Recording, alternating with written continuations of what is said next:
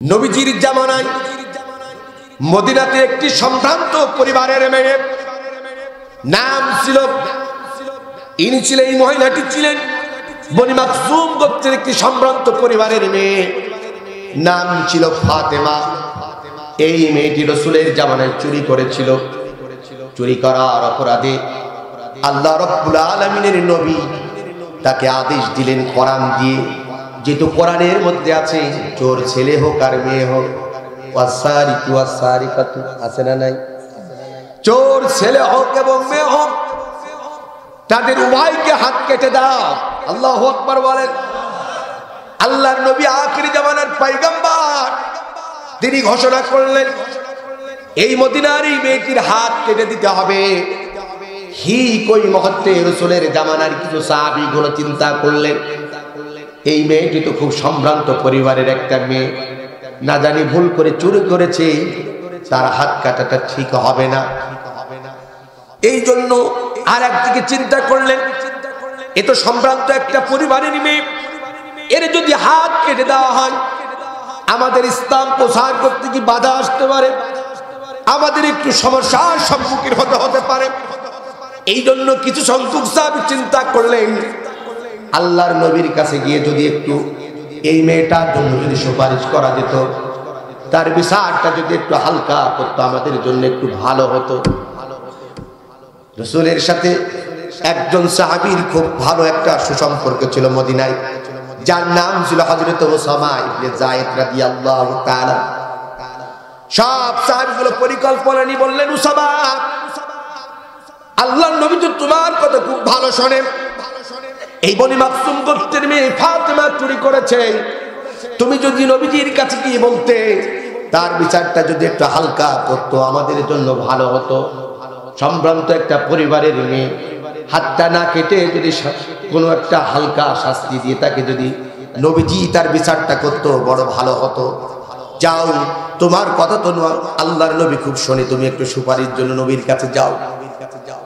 হযরত Osama ইবনে যায়েদ রাদিয়াল্লাহু তাআলা সহ একজন সাহাবী রওনা হলেন, নবীজির কাছে গেলেন, আল্লাহর নবীকে সালাম দিলেন, নবীজি সালামের উত্তর দিলেন।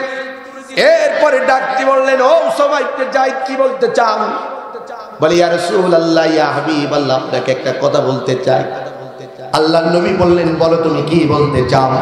বললেন, ওগো নবীজি, এই মদিনায় বনি মাখজুম গোত্রের একটি মেয়ে, নাম হচ্ছে ফাতেমা, চুরি করার অপরাধে আপনি আদেশ করেছেন তার হাতটা যেন কেটে দেওয়া হয়।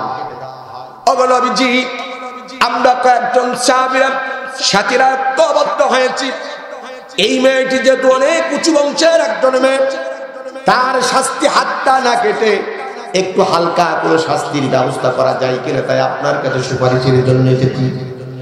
আমার দিকে তাকান।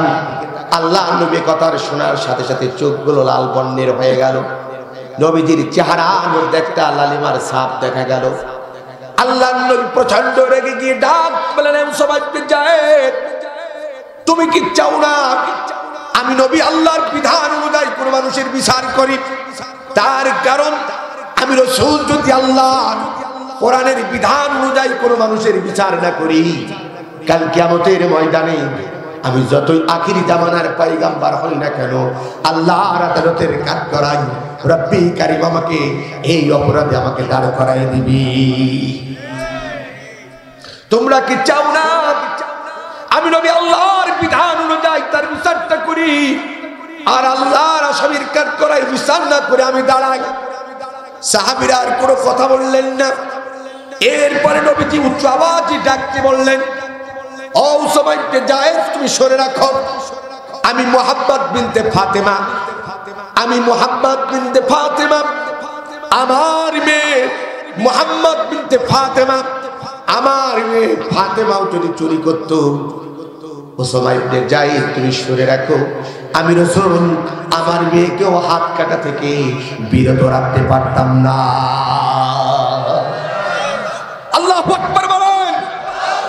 ইমামুল আদিল ন্যায়পরায়ণ ছিলেন আমার রাসূল, তিনি বলেছেন আমার মেয়ে যদি ফাতেমাও যদি চুরি করত, আমি মুহাম্মদ সাল্লাল্লাহু আলাইহি ওয়াসাল্লাম আল্লাহর এই কোরআনের বিধান কার্যকারিতা থেকে এক কিঞ্চিত পরিমাণ পিছু পা হতাম